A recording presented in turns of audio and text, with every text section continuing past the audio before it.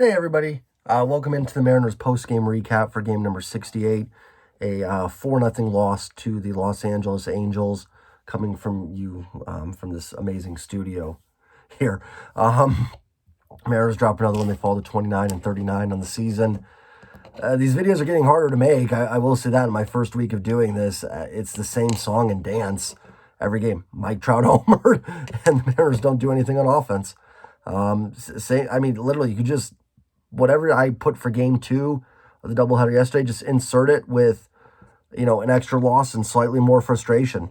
Same song and dance. Again, a pitcher in Rosenberg that they should be hitting, that's not taking away from him. He did his job, obviously, but a pitcher the Mariners should be taking advantage of. It wasn't Shohei Ohtani up in the mound, and they didn't do anything against him. They had 3 walks, I think 2-3 hits maybe. Left the bases loaded 1 inning, and then the Angels bullpen came in to get the last out of the 5th inning. So the bullpen pitched 4 1/3, did not give up a base runner, unless I missed an error in there somewhere. The Angels bullpen, which has not been very good this season, and I get it. Every bullpen's got to get their outs somewhere. Every good hitter has to get every bad hitter has to get their hits somewhere. Every bad starter has to get out somewhere. But it seems more often than not that's always against the Mariners, and that's in reference to the Angels bullpen, which has not been one of their strong suits this season. You wouldn't know it from the series against the Mariners. They had no issues whatsoever carving through the Mariners lineup. Really, I mean, the word I've been using is just, uninspiring. They're not even, at least game 1 yesterday, they put up a fight. I can live with those games. The last 2, they haven't even put up any sort of fight. And that's not, that doesn't include Logan Gilbert, who I thought was really good today. Mike Trout got him. For the 2-run home run. I said yesterday to just give Trout a home run to start the game, and hopefully it's a solo shot. Unfortunately, it was a 2-run bomb this afternoon. But Logan certainly pitched well enough to win this game with 6 strong innings, 2 runs, 1 walk, 6 strikeouts. Logan was good enough to win. And then there was some Keystone Cop moments going on too. Julio was bobbling balls in center field. And that's when, in the 8th, when Munoz was in to make it, I think 4-0. I mean, they're bobbling balls, they're throwing it in, balls going all over the place. So now, it's like on top of the bad play, the fundamentals are leaving them as well. There's been some talk, I don't know if the talk amongst the Mariners organization, but some talks on Twitter that a lot of people don't know or think Scott's going to survive tomorrow's off day. Tomorrow's gonna be a very interesting day for the Mariners, and I will have a video up tomorrow. We'll see what happens, coaching staff wise, all that. I'll make a video definitely if anything happens there. But I do want to make a video discussing kind of my thoughts on this front office, on this organization. So I don't want to get to too much of that in this video. I'll talk about things I think they've done well, and they have done some things well, but they've done a lot of things wrong too, unfortunately. And you look at this team right now in this lineup, and they've had injuries, and that stings, and some of it can't be predicted. But, I mean, there was no reason to think that you'd get 162 out of Mitch Haniger, that you'd get Kyle Lewis for anything. Relying on Jared Kelenic after 1 good month shouldn't be something you do. Your starting opening day center fielder is a 21-year-old rookie with 0 major league at-bats. Julio's been fine. I'm not knocking him. But, to put that out there, Adam Frazier's had 1 really good season. It stinks that Jesse Winker has just not hit. I'm not going to blame Jerry for that. I think that was a fine acquisition. But, and some of the injuries have been a little unlucky. I think the fact that every single one of those guys that I mentioned hasn't really played or has been hurt definitely stinks. And that's not all their fault. But relying on those guys to give you, 162 games or 120 games or 80 games is probably not a good idea. Expecting Adam Frazier to repeat a career year, all those things. And listen, it's easy to say that now. It is. And I have no videos of me saying before the year that was dumb. So, I don't have any receipts to cash or anything. I'm not trying to cash any receipts. But, and I don't care. I'll come out and say when I'm wrong. I have no problem with that. In fact, I probably was. I thought this team had a shot to make the playoffs. And it certainly doesn't look like it. And there's a reason a lot of people, I know especially on Twitter, were hammering this team to do more in the offseason. But I'll get more into that in that video. I talked about Scott yesterday. I'm pretty indifferent. I'm going to repeat myself. I don't think firing him is going to do anything. They may win some games because 7 out of their next 10 are against Oakland. And trust me, I'm not cashing in any victories. This team has not earned the right to be, going, yeah, we'll get some wins here over anybody. But they could. They could fire him and they could sweep Oakland. It wouldn't totally shock me. But they could sweep Oakland with Scott in there.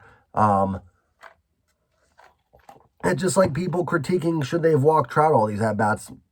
You're not going to walk him with a guy in first and nobody out. That's just not smart to put more traffic on the bases. Yeah, maybe they should have walked him yesterday. I talked about that in my video, the post-game for Game 1. I said I would have walked him. But at the end of the day, that's not what's hurting this team. This team is not, should we have pitched to Mike Trout or not, away from being 39-29 and in the playoff picture. It runs far deeper than that. It goes back to some of the things I just said about the front office. So, listen, it's the nature of the game. Scott's in year 7. He hasn't made the playoffs once as a manager. That's certainly not all his fault. Some of the years were total rebuilds.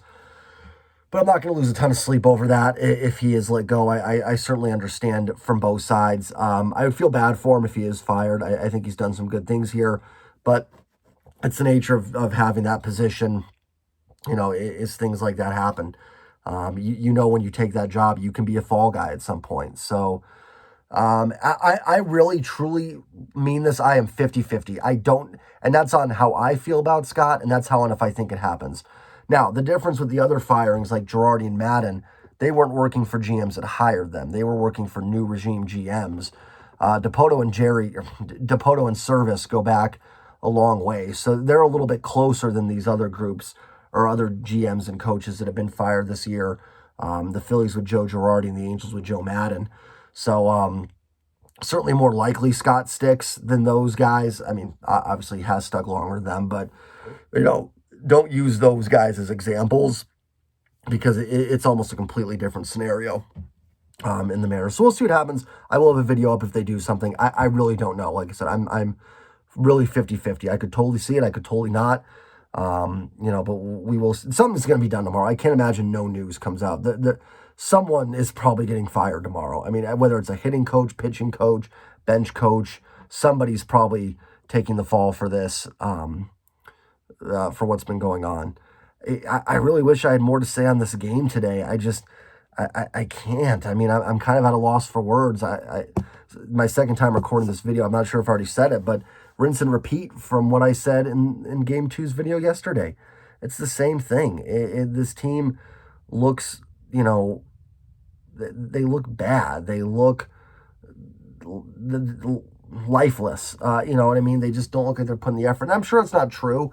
Anytime you lose, you're going to look like that. That's just the nature of the game. It's going to make you look like you're not trying as hard or something or not playing as hard.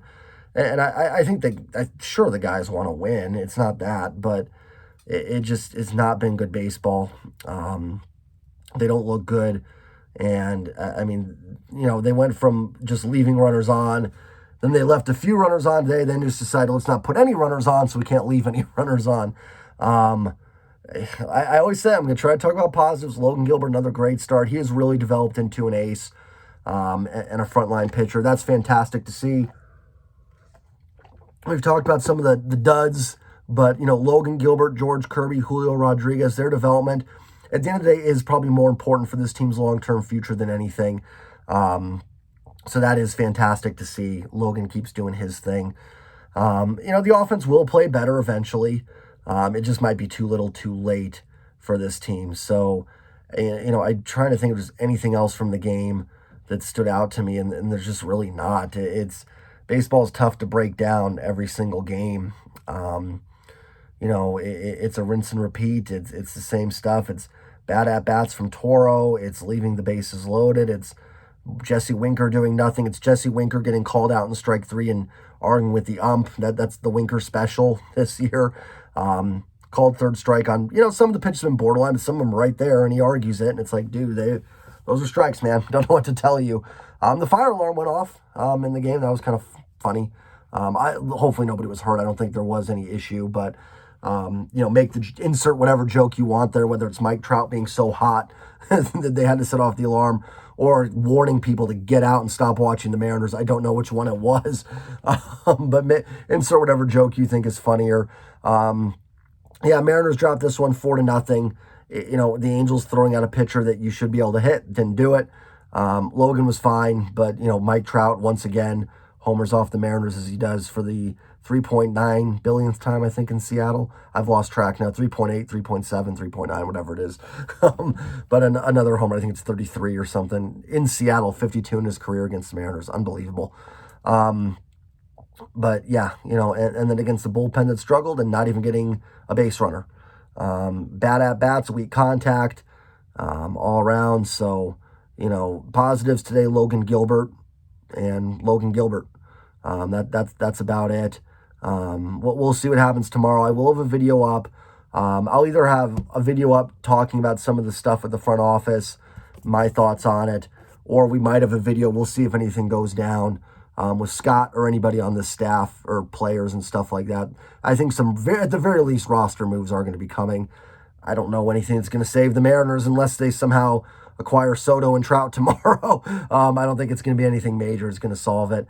They do have a 3-game series coming up in Oakland. I actually may try doing a live stream for one of those. I don't know if I have enough subscribers yet or anything for people to watch that, but I got, today, sorry for the late video, by the way, Father's Day, taking care of business with my family. They're actually out of town this week. I still have to work, so I'm going to be bored out of my mind. So that's what I was thinking, maybe a live stream. I'll put it on Twitter, see if anybody's interested in that. Just follow along with me and be in misery with me. Maybe they'll beat Oakland. Oakland's not very good. Maybe they can get some wins. Mariners fall 4-0. They fall 29-39 on the season. 10 games under. I'm not even sure where they are in the playoff race. I'm not even paying attention to that right now. Let's just hope for some of the development to continue for these guys, some of these young players, and maybe just hope for the turnaround, but don't expect it. We'll see you tomorrow. Like I said, I'll get on here if there's anything that goes down, or if not, I'll break down some of my thoughts in the front office, and I will see you guys then for the game on Tuesday. As always, if you like what you see, please subscribe. It really helps me out. I hope you guys enjoy these videos and just kind of my venting, talking about it, and kind of going, yeah, it's nice to hear someone talking about this, and I agree. Or maybe you disagree. Let me know. But please give a subscribe, a like, a comment. As always, go M's. Hopefully they turn this around. And I will see you guys later.